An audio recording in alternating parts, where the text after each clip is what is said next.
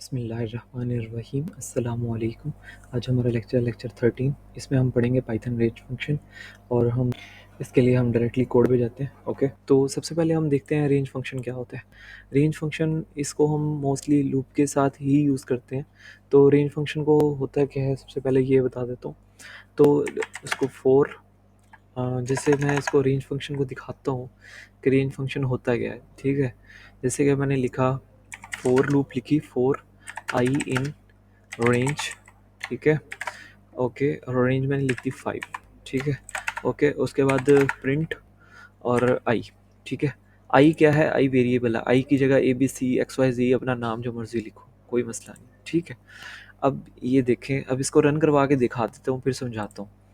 ठीक है, अब ये देखें क्या प्रिंट हुआ, 0 1 2 3 4। ठीक है, पाइथन में आपको बताया था मैंने कि 0 से स्टार्ट होती है इंडेक्सिंग, बताया था कि इंडेक्सिंग 0 से स्टार्ट होती है। तो जैसे 5 की वैल्यू लिखी हुई है 0 1 2 3 4। ओके, सो अब इसमें 0 से स्टार्ट हुआ 1 2 3 4 तक। ठीक है, तो ये 5 वैल्यूज़ ही प्रिंट हुई हैं, बट वो हुई 0 से। ठीक है, 5 नहीं प्रिंट करवाएगा, 5 से पीछे तक प्रिंट करवाएगा क्योंकि वो स्टार्ट 0 से लेता है। ठीक हो गया, ओके। सो अब हम इसको रेंज को समझाता हूँ कि होता क्या है। फोर क्या है, ये एक फोर एक कीवर्ड है। You know well, for loop का तो पता ही है, ये same to same for loop ही है, ये फोर लूप ही है। ठीक है, फोर आई क्या है, वेरिएबल है। आई इन तो बताया था कीवर्ड। रेंज, ये आज हमने पढ़ा रेंज। रेंज क्या होता है, रेंज एक पाइथन का ही एक फंक्शन है जिसमें अब हम रेंज लिख के, रेंज एक कीवर्ड है, इसको हम लिखेंगे उसके अंदर। रेंज फंक्शन के अंदर जैसे ही हम उसके अंदर 5 लिख दिया, जो भी वैल्यू देंगे वो उतनी ही प्रिंट करवा देगा। जैसे मैं लिख दिया 8। ठीक है, 8 लिखा। ठीक है, अब ये देखो 0 1 2 3 4 7 7 तक इसने प्रिंट करवा दिया। तो इससे हमें बहुत ज़्यादा आसानी होती है काम को करने में रेंज फंक्शन से। अब आपको यही काम मैं कहता जी 0 1 2 3 4 7 प्रिंट करवाना पड़ता, आपने वो लॉजिक लिखने स्टार्ट हो जाना था वाइल लूप के थ्रू। ठीक है, या लिस्ट बना के आपने वो प्रिंट करवा देनी थी 7 तक। ठीक है, या दूसरे तरीके से तो आपने, ये सबसे आसान तरीका हो गया कि मतलब रेंज लिखा, उसके आगे जितनी वैल्यूज़ तक हमने जितने नंबर से प्रिंट करवाना है वो लिखा और डायरेक्टली वो हो गया।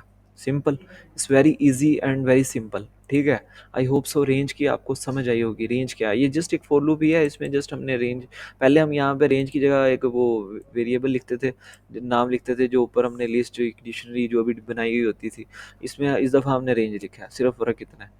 ठीक है, उसको प्रिंट करवा देंगे। जैसे ये देखो पहली फॉर लूप चली तो वो इससे 0 वैल्यू उठाएगा रेंज से और आई में रखेगा और उसको प्रिंट करवा देगा 0 को। फिर 1 को उठाएगा, फिर दूसरे चक्कर में तो प्रिंट, फिर नीचे आएगा बॉडी में प्रिंट 1 करवा देगा। तीसरी दफ़ा में 2 उठाएगा, आई में रखेगा और प्रिंट 2 करवा देगा। फिर चौथी दफ़ा में 3 उठाएगा, आई में रखेगा और प्रिंट करवा देगा। इस तरीके से सारी ये प्रिंट करवाता जाएगा और 7 तक प्रिंट करवा देगा। ठीक हो गई। अब हम रेंज का ना एक और फंक्शन करके देखते हैं कि रेंज को कैसे और हम कर सकते हैं। ठीक है, जैसे हमने लिखा इसके ना रेंज में तीन एक चीज़ें एक और भी होती है रेंज में। रेंज को मैं कमेंट कमेंट दे के एक चीज़ लिखता हूँ। रेंज में ये चीज़ें होती हैं।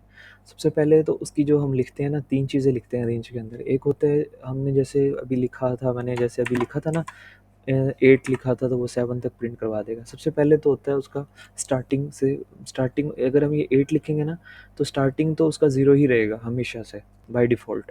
ठीक है, और 8 उसका क्या बन जाएगा, एंडिंग पॉइंट, मतलब 8 तक उसने प्रिंट करवाना है, 0 से लेके 7 तक। ठीक हो गया। अगर अगर आप स्टार्टिंग भी दे देते हैं, आप कहते हैं नहीं 0 से नहीं 1 से स्टार्ट हो, ठीक है, फिर वो कैसे देखें। अब हम देखते हैं इसकी, सबसे पहले हम लिखते हैं स्टार्टिंग पॉइंट, स्टार्ट। सबसे पहले हम उसे बताते हैं कहाँ से स्टार्ट होना है, फिर हमने उसे बताते हैं कहाँ पे स्टॉप होना है। ठीक है, कहाँ पे स्टॉप होना है, और फिर हम एक और भी इसमें लिख सकते हैं कितने का तुमने स्टेप लेना है, स्टेप भी ले सकता है। ठीक है, ये मैंने कमेंट करके आपको बता दिया। अब मैं इसको ना करके दिखाता हूँ। Four I in range. ठीक है, जैसे कि मैं कहता हूँ 2 से स्टार्ट हो। ठीक है, और ये जाए 11 तक। ठीक है, और 2 का स्टेप ले। ठीक है, और इसको प्रिंट करके देखते हैं आई में क्या प्रिंट होता है। ठीक है, सबसे पहले इसको ना टर्मिनल थोड़ा ऊपर कर देता हूँ। चलो जी, प्रिंट करवाया, क्या प्रिंट हुआ, 2 4 6 8 10। अच्छा, कैसे प्रिंट हुआ, 2 से उसने स्टार्ट लिया। पहले जो नंबर है वो क्या है, स्टार्ट। मैंने जैसे ऊपर कमेंट में भी लिखा है, जो पहली वैल्यू होती है वो कौन सी होती है, हम उसे बताते हैं कि स्टार्ट है तेरा। ठीक है, यहाँ से स्टार्ट लेना है। दूसरी वैल्यू क्या होती है, जहाँ पे तूने एंड हो जाना है, रुक जाना है यहाँ पे। और तीसरी वैल्यू क्या होती है, स्टेप।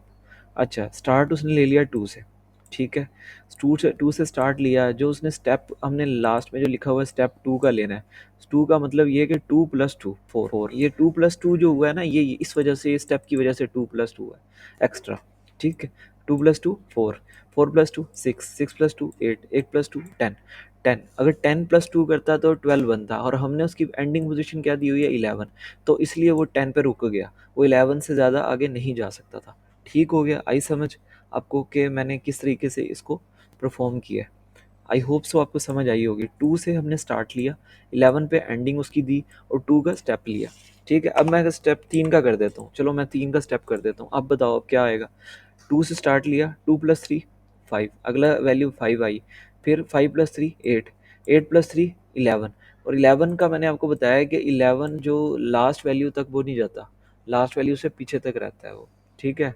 पाइथन में हमेशा एक वैल्यू छोड़ देता है वो। 11 मतलब जैसे 11 लिखा है तो वो 10 तक जाएगा, ठीक है। 10 लिखा है तो 9 तक जाएगा, 9 लिखा तो 8 तक लिख जाता है, ठीक है। हो गया, ओके, समझ आ गई इस बात की, ओके हो गया। तो ये 2 से स्टार्ट लिया, 11 पे एंड हुआ, 11 से एक पीछे, जैसे कि मैंने बताया हुआ पाइथन में एक पीछे तक छोड़ देता है, ठीक है। 3, अच्छा ये लूप कैसे चली, अब आपको थोड़ा सा एक दफ़ा फिर से बता देता हूँ।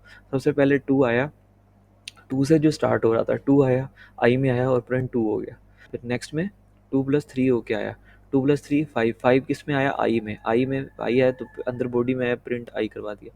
फिर ऊपर आया, फिर 5 + 3 हो गया 8, 8 आया आई के पास, फिर नीचे उसकी बॉडी में आया और प्रिंट आई हो गया, ठीक हो गया। इस तरीके से ये फॉर लूप एग्जीक्यूट हुई है, ओके हो गया। ओके, उसके अलावा एक और हम देख लेते हैं कि एक और एग्जांपल इसकी देखते हैं कि इसमें अगर हमने चाहते हो कि 10 से स्टार्ट हो और 0 पे एंड हो, और -1 का मतलब पीछे स्टेप -1 लेता रहे, इसको प्रिंट करके देखते हैं कैसे होता है। 10 से स्टार्ट हुआ, 1 तक गया, ठीक है, ये कैसे हुआ, अब आप सबसे पहले ये देखते हैं। सबसे पहले 10 से स्टार्ट हुआ, 10 आया आई में, ठीक है, उसने अंदर आके प्रिंट में बॉडी में आई में वैल्यू 10 थी तो वो प्रिंट करवा दी। फिर -1 का इंक्रीमेंट होकर दूसरी दफ़ा जब लूप चली तो -1 का स्टेप, माइनस स्टेप में हमने लिखा हुआ है कि कितने का इंक्रीमेंट होके या डिक्रीमेंट होके आपने आगे जाना है, ठीक है। बाय डिफ़ॉल्ट इंक्रीमेंट इसका 1 होता है, ठीक है। अगर हम ये ना लिखें तो क्या होगा, बाय डिफ़ॉल्ट क्या इंक्रीमेंट होगा, 1 का, ठीक है, समझ आ रही है। बाय डिफ़ॉल्ट 1 का इंक्रीमेंट होता है, ठीक है। तो अब हमने -1 लिखा हुआ है, ठीक है। 10 - 1 9, अब 9 आई में गया, फिर प्रिंट आई हुआ, 9 प्रिंट हो गया, फिर 9 में -1 हुआ, फिर आई में गया, फिर प्रिंट 8 हो गया आई में, फिर -1 हुआ, 8 7 हो गया तो 7 आई में गया, फिर बॉडी में प्रिंट 7 हो गया। इस तरीके से ये प्रिंट हो रहे हैं, ओके हो गया। ओके, आई होप सो इसकी रेंज की बहुत अच्छे से समझ आई होगी। ओके, हम एक फंक्शन पढ़ते हैं, पाइथन का ही है, इनपुट फंक्शन, कि हमने यूज़र से इनपुट कैसे लेनी है, ठीक है। उसमें हम इनपुट कैसे लिखते हैं, जैसे कि हम लिखते हैं इनपुट, इनपुट लिखेंगे इनपुट, ठीक है। उसमें हम लिखेंगे प्लीज़ इंटर, इसमें आप कुछ भी लिख सकते हो, प्लीज़ इंटर की जगह आप मेहरबानी करके इसमें कुछ लिख दो, उर्दू में कुछ लिखो, इंग्लिश में लिखो, अपनी मर्ज़ी से जो मर्ज़ी लिख सकते हो। प्लीज़ इंटर वैल्यू, ठीक है। जैसे हम कुछ भी लिख सकते हैं यार, प्लीज़ इंटर की जगह प्लीज़ भाई लिख दो, ये भी लिख सकते हो, कुछ भी लिख सकते हो, ठीक है। इनपुट को हम एक वेरिएबल में स्टोर करवा लेते हैं ताकि हम उसे आगे यूज़ कर सकें, ठीक है। इसको मैं लिख देता हूँ, ठीक है, एन नम नम नम वेरिएबल का नाम मैंने नम रख दिया, ठीक है, कुछ भी रख सकते थे वेरिएबल का नाम। उसको प्रिंट करवाते हैं जो इनपुट यूज़र देगा, ठीक है। अब इसको रन करवा के दिखाता हूँ। रन करवाया, अब वो क्या प्रिंट टर्मिनल में क्या करवा रहा है, प्लीज़ इंटर अ वैल्यू। अब मैं यहाँ पे कुछ वैल्यू इंटर कर देता हूँ, मैं इंटर कर देता हूँ मिसाल के तौर पे 50, ठीक है। अब देखें, जैसे ही मैंने इंटर प्रेस किया उसने मुझे क्या टर्मिनल में 50 प्रिंट करवा दिया, ठीक है। समझ आ रही है। इस तरीके अगर यूज़र से इनपुट लेनी हो तो किस तरीके से लेंगे, इनपुट लिखेंगे, ब्रैकेट लगाएंगे छोटी, और डबल कोट्स के अंदर please inter value, please inter number, please inter, जो भी लिखना है आपकी मर्ज़ी से। प्लीज़ इंटर भी लिखना ज़रूरी नहीं है, जो मर्ज़ी लिखो इसकी जगह, आपकी मर्ज़ी है। डबल कोट्स के अंदर आप कुछ भी लिख सकते हो, ओके डन। तो अब हम इसको ना, तो सबसे पहले हम इसको ना, कोई भी टेबल का नंबर देंगे तो वो प्रिंट हो जाएगा, ओके। तो वो किस तरीके से प्रिंट होगा, सबसे पहले हम उसको लिखेंगे नम, वेरिएबल लिखा, ठीक है, उसमें इंट लिखा, इंट इंट का मतलब ये है कि वो उसको रिस्ट्रिक्ट कर देगा कि वो इंटीजर वैल्यू ही एंटर करे, न्यूमेरिक वैल्यू ही एंटर करे, न्यूमेरिक वैल्यू के अलावा और कोई वैल्यू एंटर ना कर पाए। ठीक हो गया, इनपुट उसके अंदर लिखना। ठीक है, उसके अंदर भी लिखेंगे प्लीज़ एंटर वैल्यू। ठीक हो गया, ठीक हो गया। उसके बाद हम लिखेंगे फोर लूप चलाएंगे for I in range. Okay, zero से नहीं, 1 से लेके 11 तक, क्योंकि वो 10 तक चलेगी। ठीक हो गया। नीचे लिखेंगे प्रिंट, प्रिंट प्रिंट में लिखेंगे एफ स्ट्रिंग लगा के। ठीक है, एफ स्ट्रिंग क्या होती है ये भी साथ साथ बता देता हूँ। एफ स्ट्रिंग में हम कोई भी न्यूमेरिक जो वेरिएबल होते हैं वो हम प्रिंट में लिख सकते हैं विदाउट कोमा दिए। कोमा देना ज़रूरी नहीं होता। फिर हम उसको वेरिएबल्स जो होते हैं वो हम उसे करली ब्रैकेट्स के अंदर लिख सकते हैं, टेंशन नहीं होती। ठीक हो गया, तो नम लिखेंगे, नम मल्टीप्लाई बाय, ठीक है, और आई कौन सा है, ये फॉर लूप से आ रहा है, रेंज से। ठीक है, उसके बाद नम मल्टीप्लाई बाय आई। ठीक है, अच्छा पहले ये प्रोग्राम रन करके दिखा देता हूँ कि क्या इसका रिजल्ट आता है। देखिए प्लीज़ इंटर वैल्यू आ रहा है टर्मिनल में, मैं लिख देता हूँ 5, कोई भी वैल्यू लिख सकते हो। अब ये देखिए टर्मिनल में क्या प्रिंट करवाया उसने, 5 का टेबल प्रिंट करवा दिया, 5 1 5, 5 2 10। ठीक है, अब दोबारा रन करवाता हूँ, इस दफ़ा कुछ और वैल्यू इंटर करता हूँ, 7 लिख देता हूँ। 7 लिखा, 7 का टेबल प्रिंट हो गया। कुछ भी टेबल प्रिंट हो सकता है, जो भी वैल्यू आप लिखोगे। ठीक है, ओके हो गया। तो ये चल कैसे रहा है, सबसे पहले हमने इंट लिख दिया ताकि यूज़र को रिस्ट्रिक्ट करवा दिया जाए कि भाई यूज़र आपने इंटीजर वैल्यू ही इंटर करनी है और इसके अलावा कोई वैल्यू इंटर नहीं करनी है। उसके अंदर लिखा इनपुट प्लीज़ इंटर वैल्यू। उसके बाद उसको नम वेरिएबल के अंदर स्टोर करवाया। लाइन नंबर 3 में फोर लूप लगाई रेंज की, 1 से लेके 11 तक, मतलब वो चलेगी 1 से लेके 10 तक, मतलब एक पीछे तक चलती है ना, 11 लिखेंगे तो 10 तक चलेगी। ओके, तो 1 आया आई में, प्रिंट स्टेटमेंट लिखी, एफ स्ट्रिंग लिखी।